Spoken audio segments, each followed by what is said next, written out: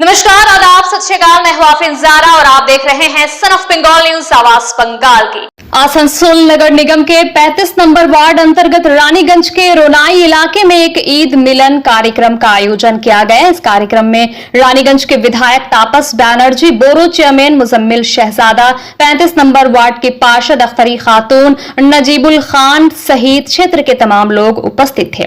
यहाँ पर सभी ने एक दूसरे को ईद की मुबारकबाद दी। इस मौके पर तापस बैनर्जी ने कहा कि ईद हो या अन्य कोई त्योहार, हर त्योहार एक दूसरे से मेल मिलाप बढ़ाने का अवसर होता है। हर त्योहार इंसान को इंसान के साथ जोड़ता है। ईद भी इसका अपवाद नहीं है और ये बहुत खुशी की बात है कि आज यहाँ पर स्थानीय पार्षद के नेतृत्व में ईद मिलन कार्यक्रम का आयोजन किया गया है। उन्होंने कहा कि एक महीना रोजा रखकर लोग आत्मशुद्ध करते हैं और उसके बाद ईद के रूप में उन्हें खुशियों की सौगात मिलती है। वहीं अख्तरी खातून ने कहा, चाहे कोई भी धर्म हो, हर एक धर्म लोगों को एक दूसरे से जोड़ता है और इसी सोच को ध्यान में रखते हुए आज इस ईद मिलन कार्यक्रम का आयोजन किया गया है, जिसमें सिर्फ मुस्लिम समुदाय के लोग ही नहीं बल्कि सभी धर्म के लोग शामिल हो रहे हैं और एक दूसरे को ईद की मुबारकबाद दे रहे हैं। साथ ही उन्होंने कहा कि यही हमारे शहर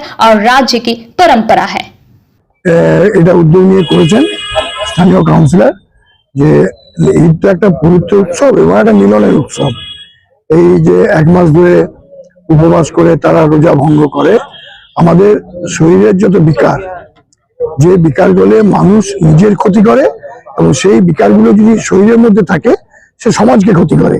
তো সেই বিকারগুলোকে প্রতিহত করার জন্য এটা কিন্তু এই এক মাস ব্যাপী যে রমজান মাস বলি আমরা, পবিত্র মাস, সেটাই মানুষ নিজেকে আত্মশুদ্ধি করে, মানুষের নিজের বিকারগুলোকে প্রতিরোধ করে, সেইগুলো প্রতিরোধ করার জন্য শক্তি সঞ্চয় করে এবং তারপর তার উপবাস ভঙ্গ করে এবং তারপর একটা মিলনের উৎসব হয়, বিভিন্ন জায়গায় হয়। আমাদের দেশের একটা পরম্পরা যুগ যুগ ধরে চলে আসছে।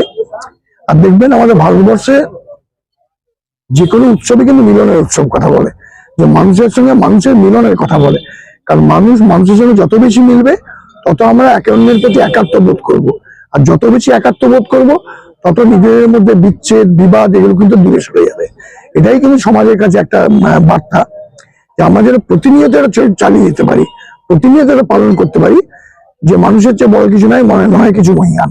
তাই মানুষকে যেই হোক, জাতি ধর্ম বর্ণ নির্বিশেষে তার সমস্ত কিছু ঊর্ধ্বে উঠে মানুষের শ্রেষ্ঠ পরিচয়, তাকে ভালোবাসতে হবে, তাকে একাত্ম করতে হবে। এটাই তার একটা উদ্যোগে আজকে এখানে আমরা সবাই মিলিত হলাম। দেখুন, আমি তো ঈদের দিন পুরো রানীগঞ্জের শিল্পাঞ্চলবাসী, পুরো ভারতবর্ষের বাসী, পুরো পশ্চিমবঙ্গের বাসীকে, সমস্ত ধর্মের বাসীকে প্রণাম সালাম এবং ঈদ মুবারকবাদ জানিয়েছি।